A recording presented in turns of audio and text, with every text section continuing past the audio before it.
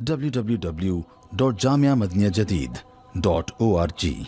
WhatsApp group number +92 333 424 9302.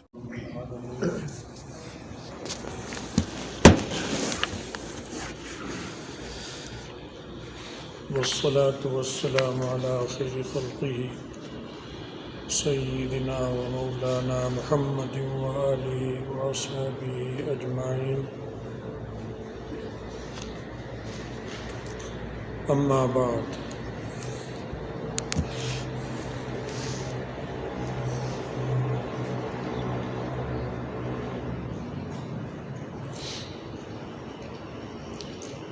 بات چل رہی تھی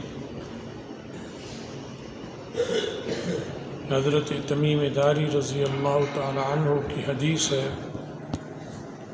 جس میں وہ سمندر میں بھٹکے رہے، پھر ایک جزیرے میں پہنچ گئے کافی عرصے،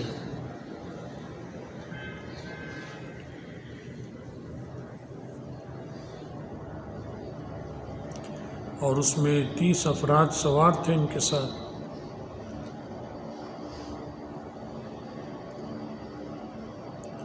اور 1 مہینہ یہ بھٹکتے رہے اس میں، حتیٰ کہ وہ کسی جزیرے میں پہنچ گئے. اور وہاں جب پہنچے تو جساسہ ملا،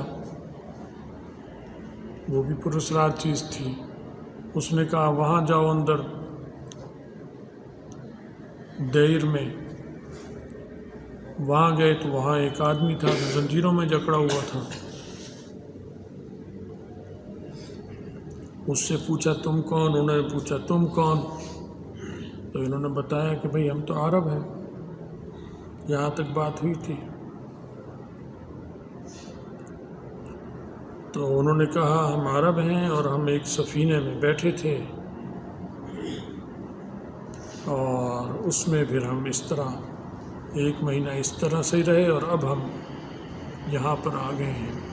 اور باہر ہمیں ایک جساسہ ملا، اس نے ہمیں ادھر بھیجا تمہاری طرف. اس نے کہا ادھر جاؤ دیر میں. فَأَقْبَلْنَا إِلَيْكَ السِّرَاعًا، ہم بھاگے آئے تمہارے پاس. بس اتنی ان کی بات ہوئی تو اس نے کہا اخبرونی عن نخل بیسان،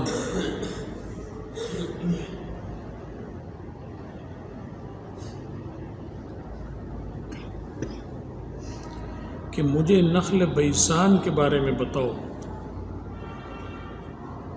بیسان کا جو باغ ہے کھجوروں کا، حل تثمر، کیا وہ پھل دے رہا ہے؟ اس میں پھل آ رہے ہیں؟ ہم نے کہا جی آ رہے ہیں. نعم. یہ فلسطین میں جگہ ہے. بیسان ایک جگہ کا نام ہے فلسطین میں، اور یہ حضرت عمر رضی اللہ تعالیٰ عنہ کے دور میں فتح ہوئی تھی یہ جگہ. شرحبیل بن حسنہ رضی اللہ تعالیٰ عنہ کمانڈر تھے، انہوں نے یہ علاقہ فتح کیا تھا.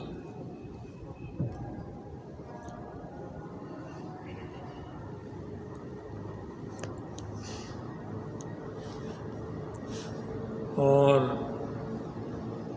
طبریہ ایک جگہ ہے، وہاں ایک سمندر بھی ہے چھوٹا، اس کو بحیرہ کہتے ہیں.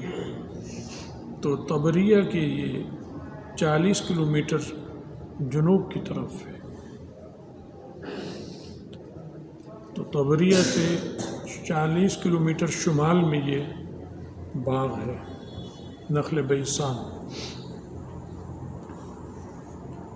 تو اس کے بارے میں پوچھا اس نے کہ یہ بتاؤ کہ یہ پھل دے رہا ہے. اور دریائے اردن کے کنارے پر ہے. دریائے اردن یہ بحیرہ مردار، بحر میت عربی میں کہیں گے، وہاں سے اس طرف سے آتا ہے، اور یہ بحیرہ طبریہ سے ملتا ہے. یہ دونوں آپس میں اس کے کنارے پر، اس کے مغربی کنارے پر ہے. دریائے اردن کے مغربی کنارے پر یہ باغ تو اس کا اس نے معلومات کی، اور اب یہ اسرائیل کے قبضے میں، یہ اردن کا تھا، اردن کے قبضے میں تھا، اب یہ سن 48 سے غالباً اسرائیل کے پاس ہے، اس کے قبضے میں۔ تو یہ بتاؤ وہ پھل دیتا ہے؟ وہاں کا پھل مشہور پھل تھا، وہاں کی کھجور جو تھی بہت نفیس کھجوروں میں شمار ہوتی تھی۔ تو ہم نے کہا، کہنے لگا اما انہا توشک اللہ تثمر، تو قریب ہے کہ یہ پھل دینا بند کر دیں۔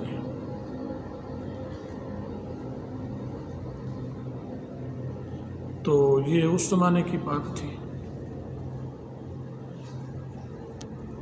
رسول اللہ صلی اللہ علیہ وسلم اس وقت حیات ہیں جب یہ گفتگو ہوئی اس کے ان سے۔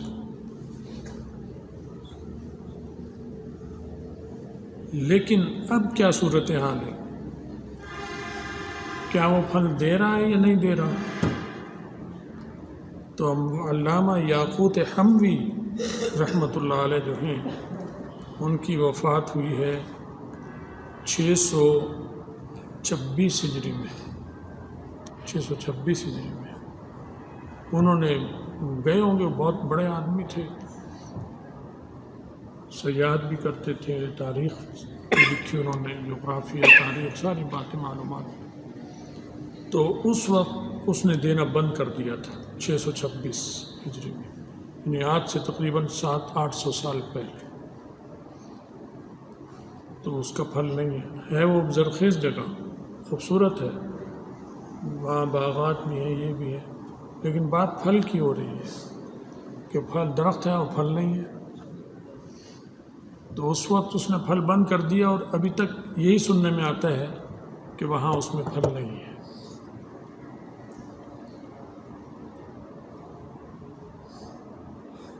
تو یہی اس نے کہا تھا کہ قریب ہے کہ وہ پھل نہ دے۔ تو پھر تقریباً اس نے جب کہا تو اس کے 600 سال بعد جو مشاہدہ ہوا وہ 600 سال بعد کہے کہ اس میں پھل نہیں تھے۔ پھر کہنے لگا، مجھے بتلاؤ، اخبرونی عن بحیرہ طبریہ، مجھے بحیرہ طبریہ کے بارے میں خبر دو۔ حل فیہا ماء، کیا اس بحیرہ میں پانی ہے یا نہیں ہے؟ یہ بحیرہ طبریہ بھی وہی ہے، اردن میں، اب اسرائیل کے قبضے میں، ساتھ ساتھ ہے، 40 کلومیٹر کا فاصلہ ہے، تو یہ سارے ہی اس کے پاس ہے۔ تو یہ تقریباً 23 کلومیٹر لمبا سمندر ہے، 13 کلومیٹر یہ چوڑا ہے، 23 اور 14 کلومیٹر یہ لمبا چوڑا اس طرح سے ہے، لیکن پانی اس کا میٹھا ہے، پانی اس کا میٹھا ہے۔ لیکن اس نے کیا کہا تھا؟ انہوں نے کہا بہت پانی ہے اس میں۔ قال، کہنے لگا، ان ماءها یوشک ان یذهب، قریب ہے کہ اس کا پانی ختم ہو جائے گا، چلا جائے گا، اور پانی کم ہو رہا ہے، اس میں مسلسل کم ہو رہا ہے، اب بھی کم ہوتا جا رہا ہے۔ بہت فرق آ گیا اس میں اور آج کے بحیرہ طبریہ میں، بہت فرق آ چکا ہے موسمیات کا بھی، کیونکہ زیادہ تر اس کا پانی کا مدار بارشوں پر تھا، بارشیں کم ہو رہی ہیں، درجہ حرارت زمین کا بڑھ رہا ہے، جس کی وجہ سے پانی بخارات کی شکل میں ضائع اڑ رہا ہے۔ تو یہ ہے، اور بہت بڑا مدار اسرائیل کا اس کے پانی پر ہے، کیونکہ پینے کا میٹھا پانی بہت عمدہ، تو ان کا پینے کے پانی کا جو مدار ہے پورے اسرائیل کا وہ اس پر ہے، اور بھی ذرائع ہیں لیکن زیادہ اس پر ہے، اور وہ کوشش کر رہے ہیں اس کا پانی بڑھے یا باقی رہے، کو ٹربائنیں لگا رہے ہیں، دور دور سے پانی لا کے اس میں ڈالنے ہیں، بہت پیسہ خرچ کر رہے ہیں اسرائیلی اس پر۔ باقی ہے جو اللہ چاہتا ہے وہ تو ہو کے رہتا ہے، جو چاہے کرتا رہے۔ تو یہ بحیرہ طبریہ یہ بھی دریائے اردن کے پاس ہے. دریائے اردن اسی میں سے ملتا ہے، پاس کیا ملتا ہے اس سے. تو اس نے کہا کہ وہ تو قریب ہو جائے گا. پھر اس نے ایک اور سوال کیا، اہم سوالات کیے.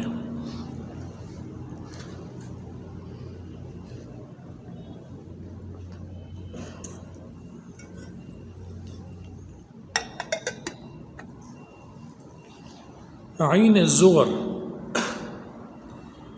کہ مجھے عین زغر کے بارے میں بتاؤ. اخبرونی عن عین زغر. تو زغر بھی ہے، ذات سے بھی ہے اور زغر بھی ہے، اور زا سے بھی زغر بولا جاتا ہے اسے. یہ رکھا ہوا اس وقت سے نام اس کا عین زغر. اور کہا یہ جاتا ہے کہ حضرت لوط علیہ السلام کی صاحبزادی کا نام تھا، ان کے نام پر اس چشمے کا نام ہے. بعض یہ بھی کہتے ہیں کہ حضرت آدم علیہ السلام کی بیٹی تھی، ان کے نام پر ان کا نام ہے. یہ بھی میں نے کہیں دیکھا ہے، پڑھا ہے کہ ان کی بیٹی کے نام پر. تو یہ ساری جگہیں اور خطے اور آبادیاں معلوم ہوا ان پہ تسلط کا حق انبیاء اور انبیاء کے نائبین کا ہے.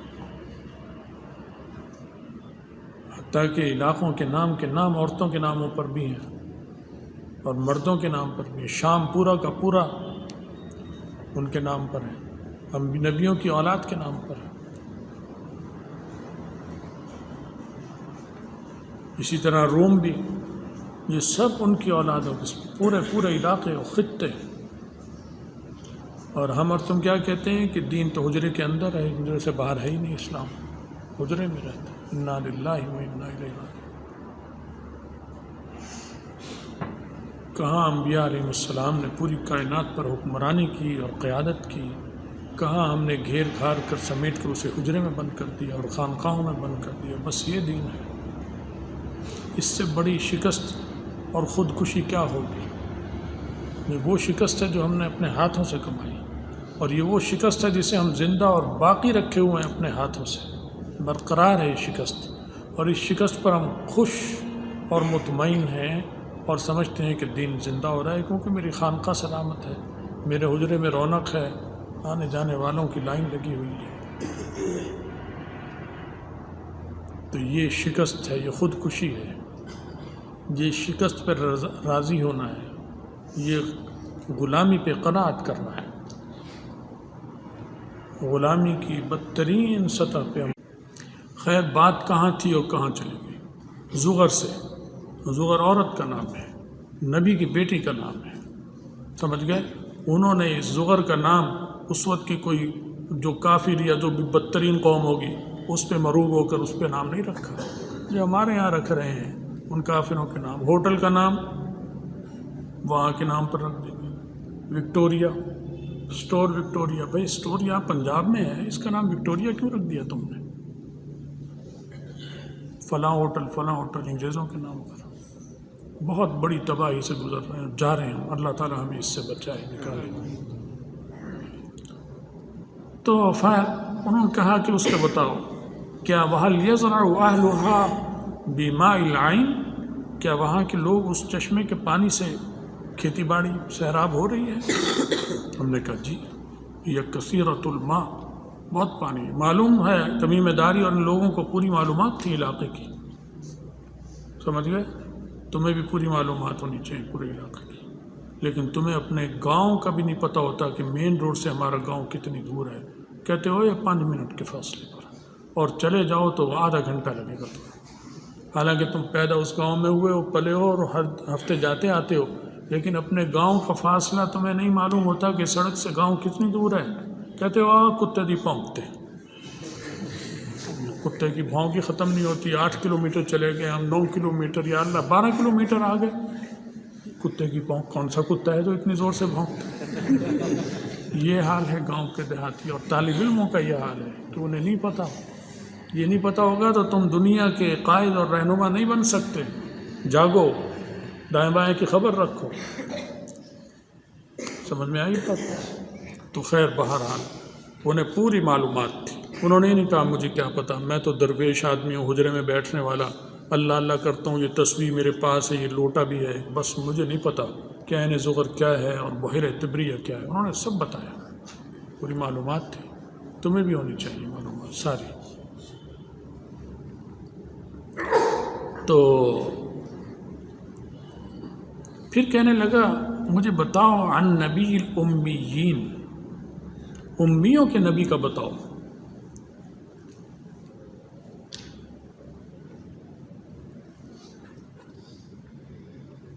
ما فعل، کیا ہوا، کیا چل رہا ہے ان کا؟ ہم نے کہا قد خرج من مکہ ونزل یثرب، مکے سے نکل آئے ہیں اور یثرب میں پڑاؤ ڈالا ہے، وہاں ان کا پڑاؤ ہے، وہاں نزول ہوا ہے، وہاں ان کا قیام ہے۔ کہنے لگا اقاتلہ العرب، عربوں نے ان سے لڑائی کی؟ قلنا نعم، ہم نے کہا کی۔ کہنے لگا کیف صنع بہم، ان کا کیا سلوک تھا ان کے ساتھ، کیا معاملہ تھا؟ ہم نے اسے بتایا کہ انہ قد ظہر علی من یلی من العرب واطاعوہ، کہ عرب جتنے آس پاس کے تھے ان پر انہوں نے غلبہ پا لیا ہے اور وہ ان کی اطاعت قبول کر چکے ہیں، ان کی سرداری، ان کی برتری، ان کی عملداری کو تسلیم کر لیا کہ آپ ہمارے سیاسی قائد بھی ہیں، آپ ہمارے تجارتی قائد بھی ہیں، آپ اقتصادیات بھی، اور خارجہ اور داخلہ تمام امور پالیسیاں آپ کی ہوں گی۔ یہ تسلیم کر لیا نبیوں کو۔ جب نبی کو مانا تو پھر ابو بکر کو ہی مانا، عمر عثمان کو ہی مانا، علی کو ہی مانا رضی اللہ تعالیٰ عنہم اجمعین، اور جو بھی اس طریقے پہ چل کر آج بھی نظام قائم کرے گا، جیسے افغانستان میں کیا ہے، یہ بھی اسی طریقے پر ہیں، یہ رسول اللہ صلی اللہ علیہ وسلم کے نائب ہیں۔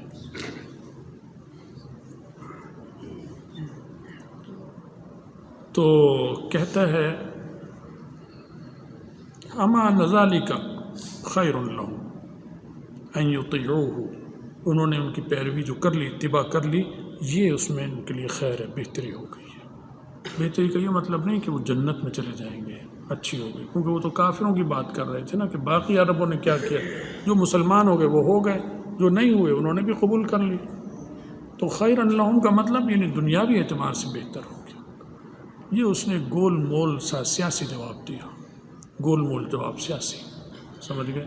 آخرت کا تو نہیں نا، آخرت میں تو ظاہر ہے جو مسلمان اطاعت قبول کرے گا وہ تو فائدہ ہے، اور جو کافر کرے گا اس کا بھی فائدہ ہے، لیکن دنیاوی ہے، اخروی تب ہے جب ایمان لے آئے۔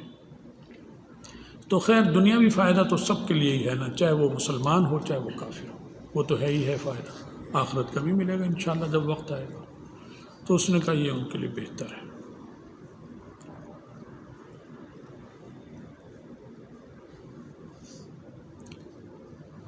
پھر کہتا ہے کہ اچھا میں تمہیں اپنے بارے میں بھی تعارف کرا دوں، وَإِنِّي مُخْبِرُكُمْ عَنِّي، میں تمہیں بتاتا ہوں کہ أَنَا الْمَسِيحُ الدَّجَّالُ، میں مسیح دجال ہوں۔ تعارف کرایا، تسلیم کیا، اعتراف کیا کہ میں مسیح دجال ہوں۔ اور وَأَنِّي، اور یہ کہ وَأَنِّي يُوشِكُ أَن يُؤْذَنَ لِي فِي الْخُرُوجِ، اب قریب ہے کہ مجھے نکلنے کی اجازت مل جائے گی، ابھی نہیں ہے اجازت، ابھی تو میں جکڑا ہوا ہوں زنجیروں میں، بند ہوں، اللہ کی طرف سے بندش ہے، فرشتوں نے جکڑا ہوا ہے، یہ شیطان نہیں جکڑا ہوا ہے، سردار تو ابلیس ہے نا ان کا سب کا، اسی نے جکڑا ہوا ہے کہ ابھی اسے رکھو، جب وقت آئے گا میں بتاؤں گا، اس وقت کھولنا ہے، واللہ عالم، جو بھی شکل ہے اللہ بہتر جانتا ہے۔ تو فاخرج، میں نکلوں گا، فاسیر فی الارض، زمین پہ میں سفر کروں گا، فلا ادع قریۃ الا هبطتها فی 40 لیلۃ، کوئی بستی نہیں ہوگی مگر میں اس میں اتروں گا، آؤں گا۔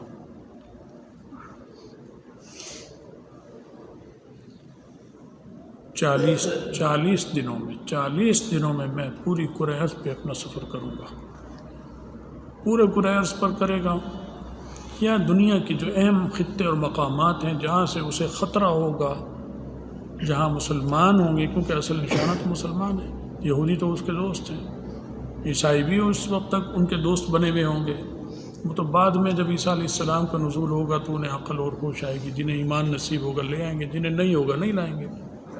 ہندو بھی ساتھ ہوں گے بظاہر، یہ سارے ہندو اب بھی بہت دوستی ان کی یہودیوں سے چل رہے ہیں، ہندوستان کے خفیہ معاہدے، اور ہر وقت اسرائیل کے یہودی بیٹھے ہوئے ہیں، مسلسل ہندوستان میں بیٹھے ہوئے ہیں، تمام چیزوں میں ان کے مشیر ہیں، معاملات کی نگرانی کر رہے ہیں، رہنمائی کر رہے ہیں، ایک ہوئے بھی۔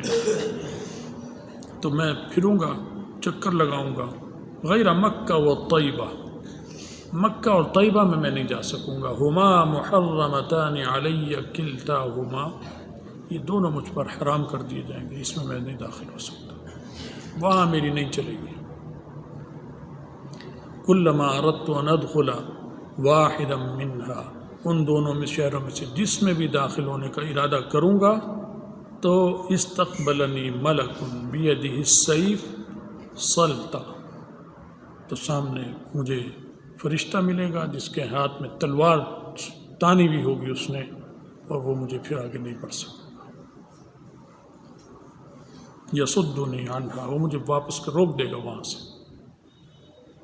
اور کہتے ہیں علی کل نقب منہا ملائکہ یحرسونہا، جتنے ناکے ہوں گے مکہ مکرمہ اور مدینہ منورہ کے جتنے ناکے راستے، سمجھ گئے، جہاں سے چنگیاں بھی کہتے ہیں اسے چنگی، جہاں سے داخل ہوتے ہیں لوگ آتے جاتے ہیں، مین راستے پر جو بنا ہوتا ہے ناکا، اس پر جب میں جانا چاہوں گا تو وہاں فرشتے اس کا پہرا دے رہے ہوں گے، وہ مجھے داخل نہیں ہونے دیں گے۔ تو بہت سارے راستے مدینہ منورہ کے بنے ہیں، اب تو رنگ روڈ بنی ہوئی ہے، اور 3 رنگ روڈ بنی، مدینہ کے گرد 3 رنگ روڈ، ہماری تو ایک بنی ہے نا لاہور کی ہے، وہ بھی ابھی پوری نہیں ہوئی، آدھی ہے، اس پہ بھی جھگڑے چل رہے ہیں، وہاں تو 3 بنی ہوئی ہیں جو چل رہی ہیں، تو جو ایسے راستے ہوں گے وہاں فرشتے کھڑے ہوں گے، وہ مجھے روک دیں گے۔ نبی علیہ السلام نے یہ سارا قصہ آپ نے اپنی زبان مبارک سے خود سنا رہے ہیں، نبی علیہ السلام منبر پر بیٹھے ہیں، واپس جاؤ نا، کئی دن پہلے درس جب شروع ہوا تھا تو نبی علیہ السلام نے بلایا تھا نا، اور نمازیوں کو بٹھایا کہ بیٹھ جاؤ، میں نے تمہیں واقعہ سنانا ہے، یہ مجھے تمیم داری نے سنایا ہے، یہ رسول اللہ صلی اللہ علیہ وسلم خود بیان فرما رہے ہیں منبر پر بیٹھ کر، تو یہ غلط تو نہیں ہو سکتی، غلط ہو کر ہوتی تو فرشتہ آ کے فوراً بتا دیتا، آپ کو آگاہ کر دیتا کہ نہیں یہ بات غلط، یہ ایسا نہیں ایسا ہے، بتا رہے ہیں نبی علیہ السلام۔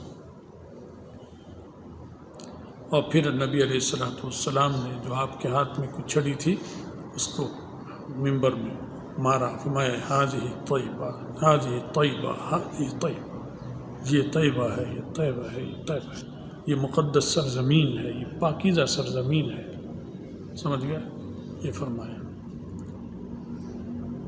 اور پھر فرمایا دیکھو میں کیا تمہیں بتاتا نہیں تھا اس کے بارے میں؟ لوگوں نے کہا حضرت بالکل آپ بتاتے تھے دجال کے بارے میں، تو مطلب یہ کہ دیکھو اب خود تمیم داری دیکھ بھی آئے ہیں، سارا قصہ سنا رہے ہیں۔ اور پھر فرمایا کہ وہ کہاں الا انہ فی بحر الشام، یہ جزیرہ کہاں ہے جس میں وہ ہے، یا اس وقت کہاں ہے، یا جب ان سے ملا تھا اس وقت کہاں تھا، واللہ عالم، جو بھی مراد ہے۔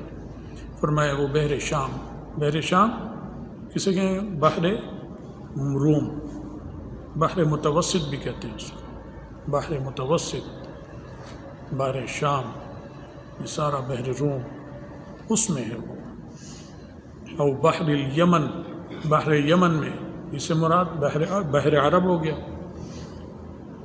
اور بحر احمر کا بھی کچھ حصہ ہو سکتا ہے کیونکہ وہ اس کے کنارے پر بھی ہے بحر احمر، یہاں پر ہے، تو معلوم ہوا زیادہ وقت سمندروں میں گزرتا ہے۔ لا، پھر فرمایا نہیں، بل من قبل المشرق،